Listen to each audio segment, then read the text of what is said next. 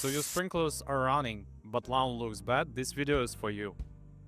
People often think that lawn problems are random. Puddles there, brown spots here, and weak sprays in other areas. So they start changing things, adjusting run times, water more, or even changing nozzles. And most of the time nothing actually improves. That's because these problems don't start with the lawn. They start inside the irrigation systems.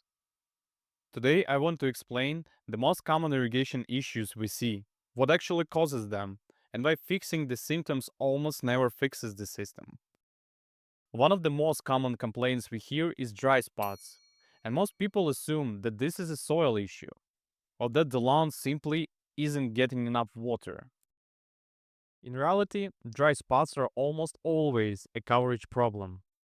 Water is running, but it's not reaching the areas evenly. Few reasons can cause those problems. The nozzle might be wrong for that zone, the spray pattern could be partially blocked by dirt or grass, or the spacing between sprinklers simply isn't correct. Usually, the fix is a small adjustment, but in other cases, proper coverage requires moving the sprinkler heads. And in this case, if you need to move it, you'll have to dig it up and relocate in a better position so the spray overlaps the way it's supposed to. When we talk about proper coverage, we're usually talking about head-to-head spacing. That means each sprinkler is designed to spray all the way to the next one. Whether it's laid out in a square pattern or a triangle pattern depends on the lawn shape. But the rule stays the same. If it's not head-to-head, coverage suffers. Another issue that we see all the time is a runoff. This is when water pools on the surface instead of soaking into the soil. A lot of people think they're just watering too long, so they reduce the run times. Sometimes that can help a little bit, but it doesn't fix why runoff is happening in the first place. Runoff usually happens because water is being applied faster than the soil can absorb it.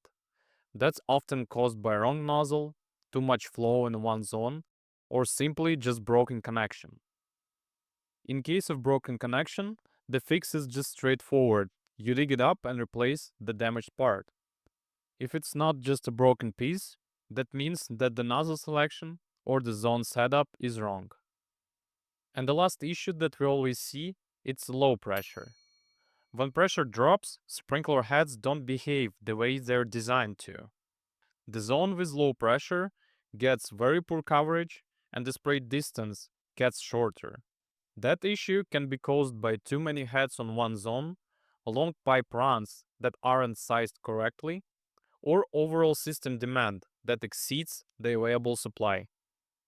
And replacing sprinklers doesn't solve this. The system simply doesn't have enough pressure to perform the way it's supposed to. The correct approach always starts with checking pressure and flow and understanding what the zone can actually support. One of the biggest myths we always hear is, I already changed the nozzle. Changing a nozzle can help, but only if it's correct nozzle for that specific zone. When nozzles are mismatched, water distribution becomes uneven. And now we understand that the nozzle isn't a universal fix. It has to match the pressure, spacing, and the zone design. Without checking the system as a whole, changing parts becomes guesswork. All of these problems look different on the surface: dry spots, runoff, weak spray, but they usually come from the same place: an irrigation system that hasn't been balanced or hasn't been properly checked.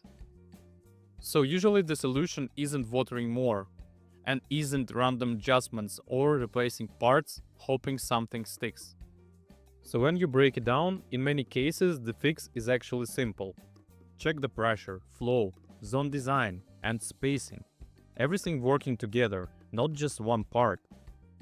Thanks for watching, hope this guide helped you a little bit, and I'll see you in the next one.